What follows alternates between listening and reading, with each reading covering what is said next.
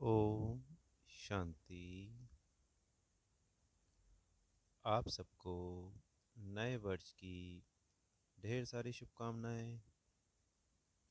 नया वर्ष आपके लिए मंगलमय हो। जैसे बाबा ने कल की मुरली में कहा कि अब उस संगम युग की प्रारब्ध का आनंद लो। पुरुषार्थी, तीव्र पुरुषार्थी तो बनना है, पर वो हमारी नेचर बन जाए, संस्कार बन जाए, तो हम उस पुरुषोत्तम संगम युग पे जो बाबा से प्राप्तियाँ होती उनका हर क्षण आनंद ले सकें। तो आप सभी उसका स्वरूप बन जाएं। हमारी ढेर सारी शुभकामनाएं। तो आज 1 जनवरी 2024 के महावाक्य प्यारे मीठे बाप दादा द्वारा। मीठे बच्चे, तुम राजऋषि हो। तुम्हें राजाई प्राप्त करने के लिए पुरुषार्थ करना है, साथ साथ दैवी गुण भी जरूर धारण करने हैं। प्रश्न है, उत्तम पुरुष बनने का पुरुषार्थ क्या है?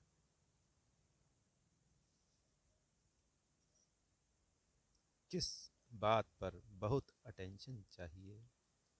उत्तर है, उत्तम पुरुष बनना है तो पढ़ाई से कभी रूठना नहीं। पढ़ाई से लड़ने झगड़ने का ताल्लुक नहीं। पढ़ेंगे लिखेंगे होंगे नवाब, इसलिए सदा अपनी उन्नति का ख्याल रहे। चलन पर बहुत अटेंशन चाहिए। देवताओं जैसा बनना है तो चलन बड़ी रॉयल चाहिए। बहुत बहुत मीठा बनना है, मुख से ऐसे बोल निकले जो सबको मीठे लगे, किसी को दुख ना हो। ओम शांति। मीठे मीठे रूहानी बच्चों प्रति बाप बैठ समझाते हैं और पूछते हैं कि आपकी बुद्धि का ठिकाना कहाँ है? मनुष्यों की बुद्धि तो भटकती है, कभी कहाँ कभी कहाँ। बाप समझाते हैं, तुम्हारी बुद्धि का भटकना बंद। बुद्धि को एक ठिकाने लगाओ। तो जो बेहद की सभी आत्मा बच्चे हैं वो भगवान को ढूंढ रहे हैं। कभी बुद्धि कहाँ भटकती है, मतलब कि हर तरीके से कुछ भी कर रहे हैं कर्म तब भी भटक रही है, और अगर भगवान को ढूंढ रहे हैं तब भी भटक रही है। और उनके हिसाब से जो भगवान उन्हें मिला हुआ है, चाहे वो राम को मानते हैं चाहे कृष्ण को मानते हैं, तब भी आज इस मंदिर कल उस मंदिर, कभी गुरुद्वारे कभी गिरजाघर, कभी कहाँ कभी कहाँ, कभी उस बाबा के पास कभी उस साधु संत के पास। बाबा कहते हैं हमें तो ठिकाना मिल गया, हमें हमारा घर मिल गया, हमें हमारा बाबा मिल गया, तो हमारी बुद्धि तो एक ही जगह पे लगी रहेगी। बेहद के बाप को ही याद करो, यह तो रूहानी बच्चे जानते हैं।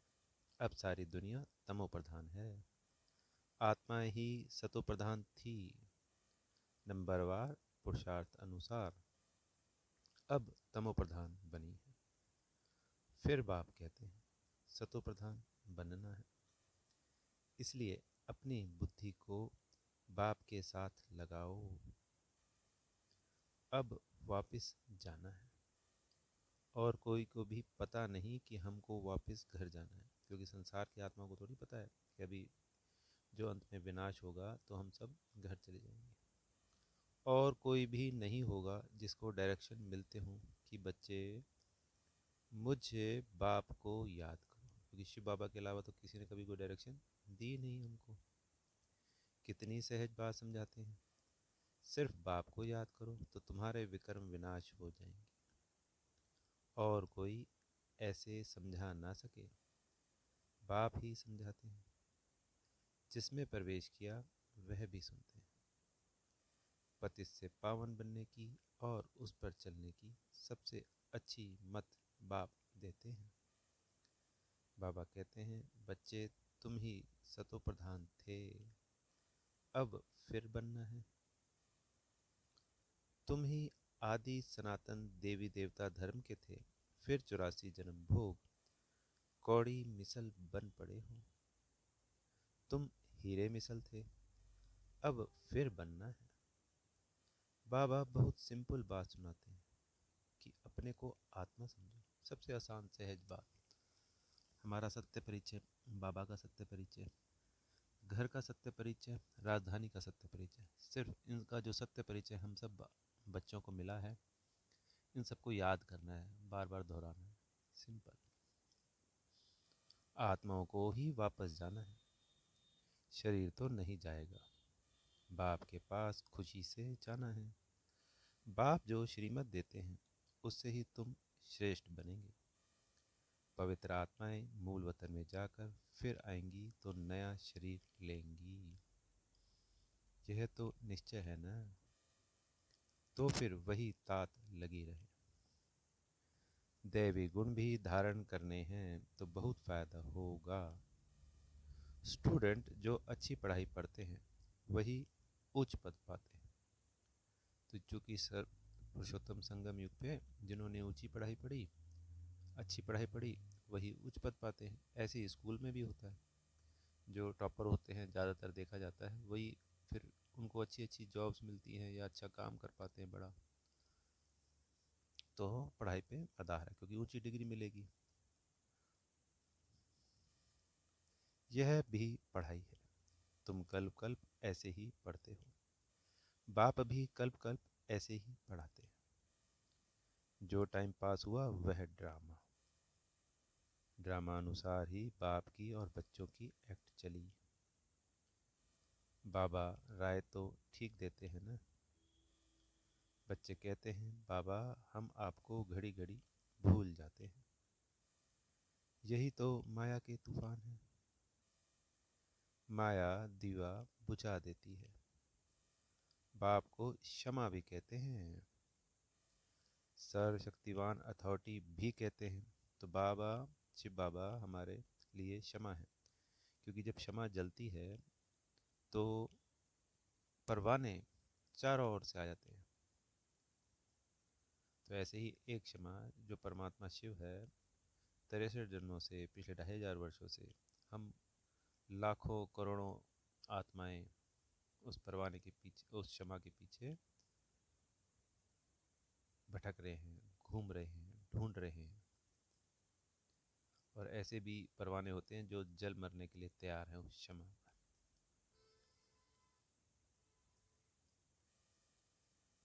जो भी वेद शास्त्र हैं सबका सार बतलाते हैं, वह नॉलेजफुल है। सृष्टि के आदि मध्य अंत का राज समझाते हैं।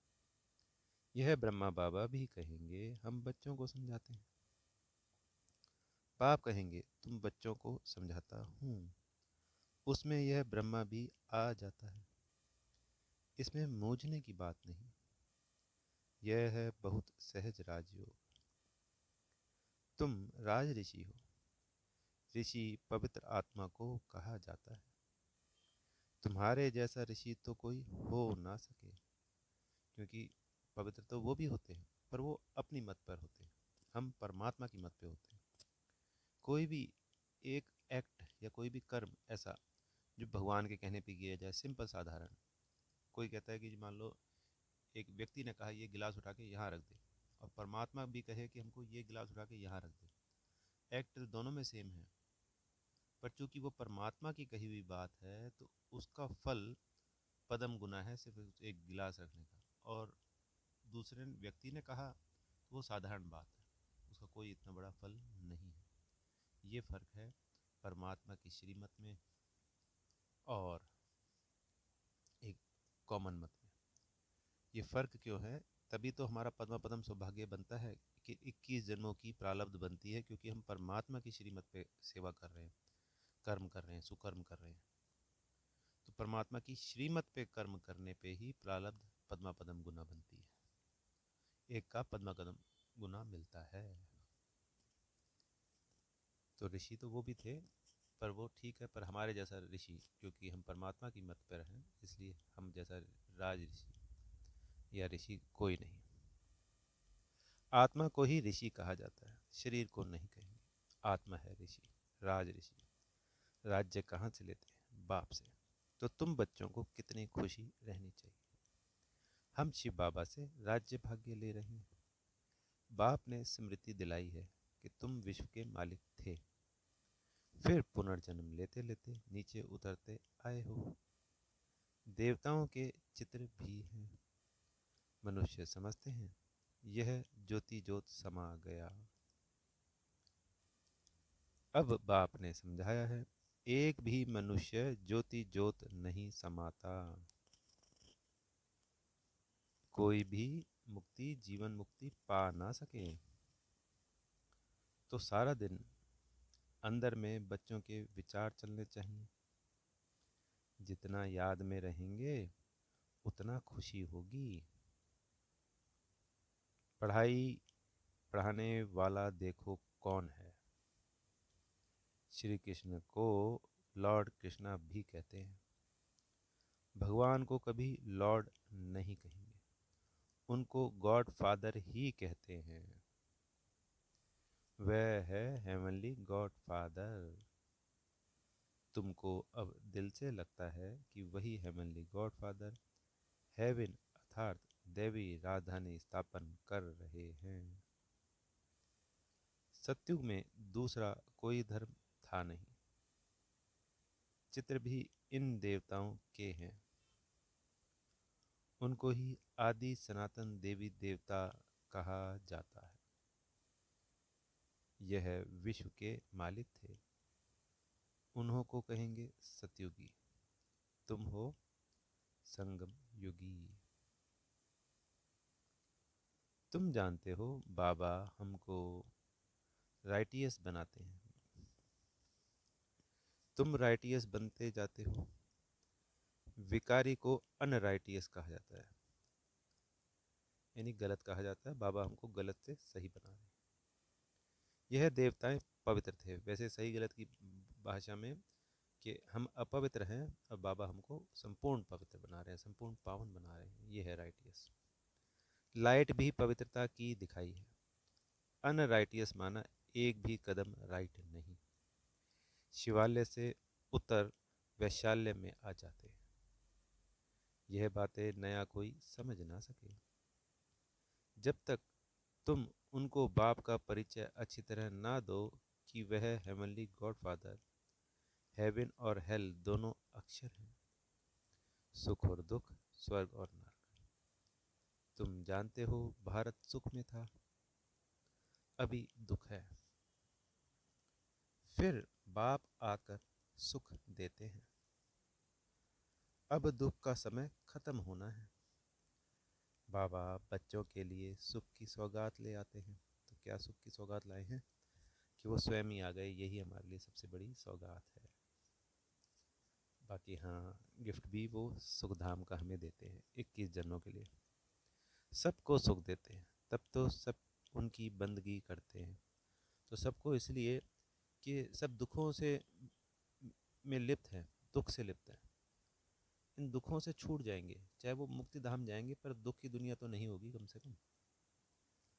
तो सभी के लिए वो कल्याणकारी है। सन्यासी उदासी भी तपस्या करते हैं। उनको भी कोई ना कोई आस जरूर रहती है। सतयुग में ऐसी कोई बात नहीं, वहाँ और कोई धर्म वाले होते ही नहीं। तुम तो अब पुरुषार्थ कर रहे हो नई दुनिया में जाने के लिए। जानते हो वह है सुख धाम और वह है शांति धाम। यह है दुख धाम। यानी सतयुग हो गया सुख धाम, अपना घर परम धाम हो गया शांति धाम, और जहाँ अब हम हैं वो है दुख धाम। तुम अभी संगम पर हो।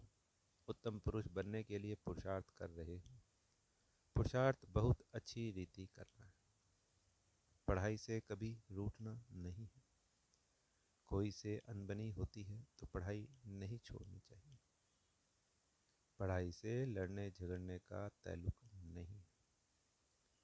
पढ़ेंगे लिखेंगे होंगे नवाब, लड़ेंगे झगड़ेंगे तो नवाब कैसे बनेंगे। यानी कोई कि किसी के साथ अनबन हो गई, किसी की बात अच्छी नहीं लगी, या कोई भी कैसी भी बात हो गई, फिर पढ़ाई छोड़ना उसके लिए ठीक नहीं। सेंटर पे जैसे किसी से बात हो जाए, दीदी जी से बात हो जाए, तो वो बाबा कह रहे हैं बिल्कुल गलत है। और सोचने वाली बात भी है। ज़्यादा से ज़्यादा दूसरे सेंटर चले जाओ, और तो इससे ज़्यादा तो क्या है। पर पढ़ाई छोड़ना वो तो बिल्कुल ही गलत है। फिर तमो प्रधान चलन हो जाती है। हर एक को अपनी उन्नति का ख्याल करना चाहिए। बाप कहते हैं, हे आत्माएं, बाप को याद करो तो विकर्म विनाश होंगे और दैवी गुण भी धारण होंगे। अगर लक्ष्मी नारायण जैसा बनना है तो बाप ने ही उन्हों को भी ऐसा बनाया।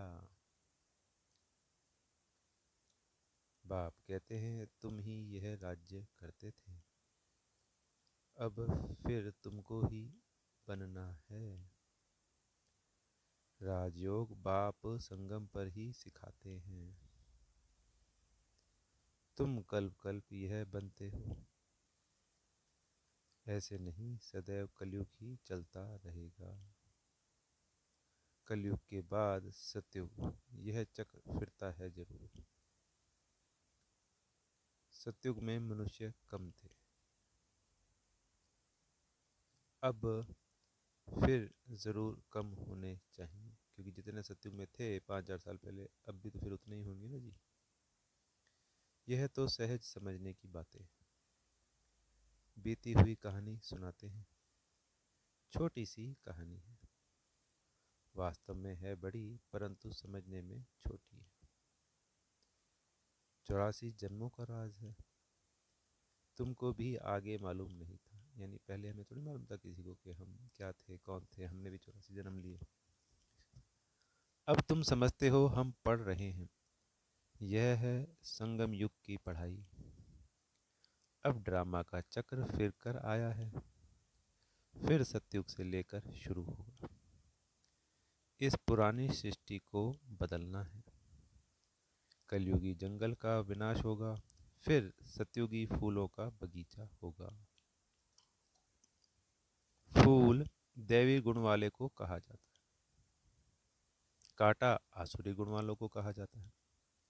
आसुरी गुण वाला दुख देता है दूसरों को, और फूल वाले गुण वाला सुख देता है। तो सुख देने वाला देवता और दुख देने वाला असुर, कांटा।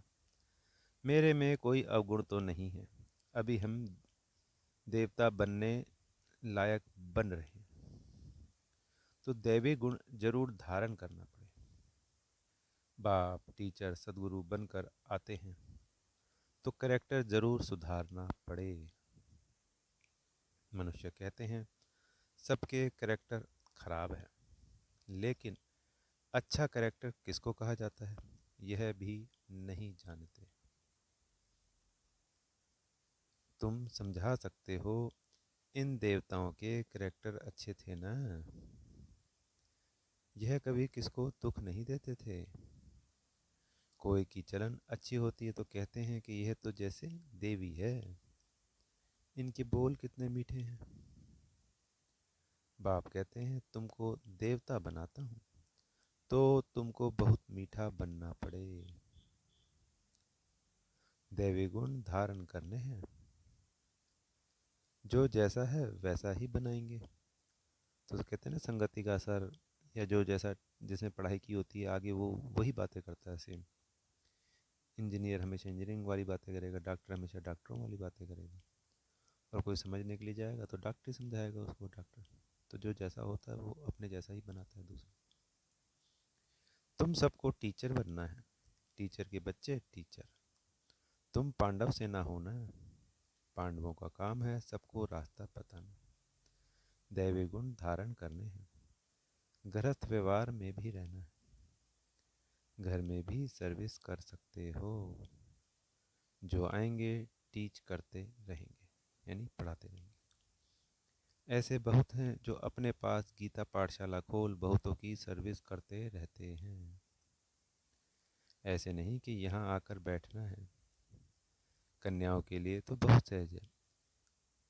मास 2 चक्र लगाया और फिर गए घर, यानी महीने 2 महीने में वहाँ आते गए मधुबन।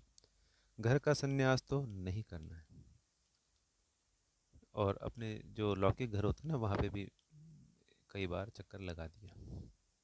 तुमको घर से बुलावा आता है तो जाते हो, तुमको मना नहीं है, इसमें कोई घाटे की बात नहीं है, और भी उमंग आएगा।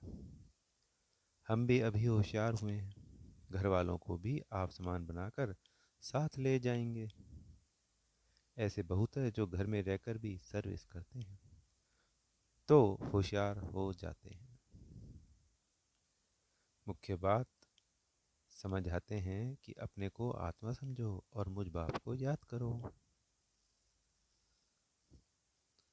अपनी उन्नति करनी है।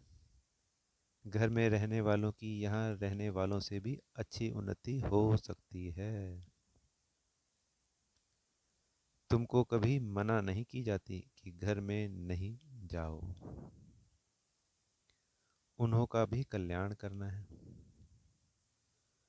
जिनको कल्याण करने की आदत पड़ जाती है वह रह नहीं सकते। ज्ञान और योग पूरा है तो कोई भी बेइज्जती नहीं कर सकते। योग नहीं है तो माया भी थप्पड़ लगाती है। तो घर गृहस्थ में रह कमल फूल समान पवित्र जरूर बनना है। बाबा तो फ्रीडम देते हैं, भल घर में भी रहो। सब यहाँ आकर कैसे रहेंगे, मधुबन में कैसे रहेंगे, सारे के सारे थोड़ी रहते हैं। जितने आते हैं उन्हों के लिए उतने मकान आदि बनाने पड़ते हैं। कल पहले जो कुछ हुआ है वह रिपीट होता जाएगा। बच्चे भी वृद्धि को पाते रहेंगे। ड्रामा बिगर कुछ होने का नहीं है। यह जो लड़ाइयाँ आदि लगती हैं, इतने मनुष्य आदि मरते हैं, यह सब ड्रामा में नूद है। जो पास्ट हुआ वह फिर रिपीट होगा। जो कल्प कल्प समझाया है वही अब भी समझाऊंगा, क्योंकि ड्रामा में जो बाबा ने हमें हर कल्प समझाया वही तो समझाएंगे ना, हमेशा फिक्स है। मनुष्य भल क्या भी विचार करें, मैं तो वही पार्ट बजाऊंगा जो मेरा नूधा हुआ है। ड्रामा में कम जास्ती हो नहीं सकता। जो कल पहले पढ़े थे वही पढ़ेंगे। हर एक की चरण से साक्षात्कार भी होता रहता है। यह क्या पढ़ते हैं क्या पद पाएंगे। अच्छी सर्विस करते हैं, समझो अचानक एक्सीडेंट हो जाता है तो जाकर अच्छे कुल में जन्म लेंगे। तो जो बाबा के बच्चे हैं जो आज अच्छी सर्विस कर रहे हैं और शरीर छोड़ना पड़ जाता है तो नेक्स्ट जन्म उनका अच्छे कुल में ही होता है। ये लॉ है। बहुत सुखी रहेंगे। जितना सुख बहुतों को दिया उतना उनको भी मिलेगा। यह कमाई कभी जाती नहीं है। सतयुग में तो जहाँ जी जीत वहाँ जन्म होगा।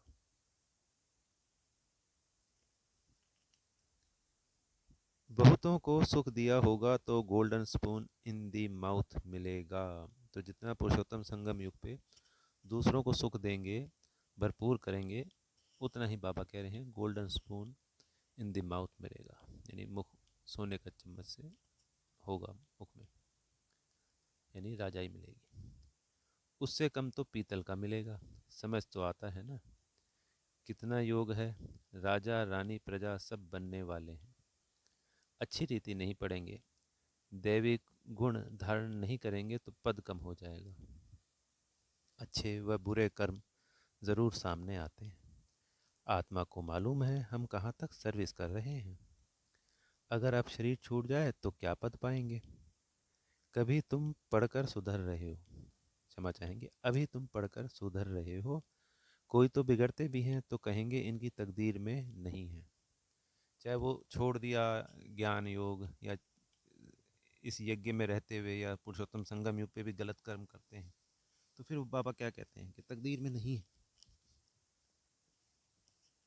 बाबा तो कितना ऊंच बनाते हैं, साईं के घर से कोई खाली ना जाए। अभी साईं तुम्हारे सम्मुख है। कोई को तुम दो अक्षर भी सुनाओ वह भी प्रजा में आएंगे जरूर। देवी देवता धर्म वाले अब तक आते रहते हैं, परंतु अब पतित होने के कारण अपने को हिंदू कहलाते हैं। तो जो 33 करोड़ आत्माएं थीं सतयुग और त्रेता में, वो जब द्वापर में आए तो द्वापर में क्या कहलाए, हिंदू कहलाए। तुम्हारी बुद्धि में यह ज्ञान ऐसे है जैसे बाबा के पास है। बाप ज्ञान का सागर है, बतलाते हैं यह हिस्ट्री ज्योग्राफी कैसे रिपीट होती है। टीचर भी स्टूडेंट की पढ़ाई से जान जाते हैं कि यह कितनी मार्क्स में पास होंगे। हर एक खुद भी जानते हैं कोई दैवी गुण के कच्चे हैं, दैवी गुणों में कच्चे हैं, कोई योग में कच्चे हैं, कोई ज्ञान में कच्चे हैं। कच्चे होने से नापास हो जाएंगे। ऐसे भी नहीं आज कच्चे हैं कल पक्के नहीं हो सकते, गैलअप करते रहेंगे। तो कोई भी बच्चा किसी भी सब्जेक्ट में कच्चा है तो गैलअप करके पक्का हो जाएगा एक दिन। तो जो अंत तक प्रारब्ध बना लेगा, अंत तक जो उसकी स्थिति होगी, उस स्थिति के अनुसार जो उसने पुरुषोत्तम संगम युग पे पुरुषार्थ किया है और उस स्थिति के अनुसार सत्युग और त्रेता में उसकी प्रारब्ध मिलेगी। ऐसा नहीं कि आज हम कच्चे हैं तो फिर भैया जी कच्चे ही रहेंगे या हमें तो प्रारब्ध ही नहीं बन पाएगी, ऐसा कुछ भी नहीं। खुद भी फील करते हैं हम जहाँ तहाँ से फेल हो आते हैं, फलाने हमसे होशियार है, सीख कर होशियार भी हो सकते हैं। अगर देह अभिमान होगा तो फिर क्या सीख सकेंगे। मैं आत्मा हूँ यह तो एकदम पक्का कर दो। बाप ने स्मृति दिलाई है। बाप कहते हैं मुझे याद करो तो विकर्म विनाश होंगे, फिर दैवी गुण धारण होंगे। अपनी नब्ज देखनी है कि मैं कहाँ तक लायक बना हूँ। तुम अभी सृष्टि के आदि मध्य अंत का ज्ञान ले रहे हो। यह राजयोग की नॉलेज सिवाय बाप के कोई सिखला ना सके। बच्चे सीखते जाते हैं। बच्चे पूछते हैं हमारे कुल के ब्राह्मण कितने हैं। यह पूरा पता कैसे पड़े, आते जाते रहते हैं, अभी नए नए भी निकलते रहते हैं। तो किसी ने पूछा होगा कि हमारी संख्या कितनी है, तो बाबा कह रहे हैं अब मान लो संख्या तो आज है मान लो 50 लाख, पर उसमें से कितने रेगुलर हैं जो प्रॉपर ब्राह्मण बने हैं। क्योंकि मान लो रजिस्ट्रेशन भी हो गया, सब कुछ हो गया, जैसे आज का सिस्टम बना हुआ है, रजिस्ट्रेशन हुआ हुआ है, अब उसमें से मान लो 5 लाख आ ही नहीं रहे हैं, बिल्कुल ही छोड़ दिया, या फिर सिर्फ साल में 2-4 बार आते हैं उनका भी रजिस्ट्रेशन कर दिया। तो बहुत सारी बातें हैं। बाबा तो सिर्फ एक्यूरेट उन ब्राह्मणों की बात करेगा जो कि पूरा सत्युग त्रेता में आएंगे। अच्छा मीठे मीठे सिखिल दे बच्चों प्रति माता पिता बाप दादा का याद प्यार और गुड मॉर्निंग। रूहानी बाप की रूहानी बच्चों को नमस्ते। हम रूहानी बच्चों की प्यारे मीठे रूहानी बाप दादाजी को याद प्यार गुड मॉर्निंग और नमस्ते। धारणा के लिए मुख्य सार। पहला पॉइंट, अपना दैवी कैरेक्टर बनाना है। दैवी गुण धारण कर अपना और सर्व का कल्याण करना है, सबको सुख देना है। दूसरा पॉइंट, सतो प्रधान बनने के लिए बुद्धि एक बाप से लगानी है, बुद्धि को भटकाना नहीं है। बाप समान टीचर बन सबको सही रास्ता बताना है।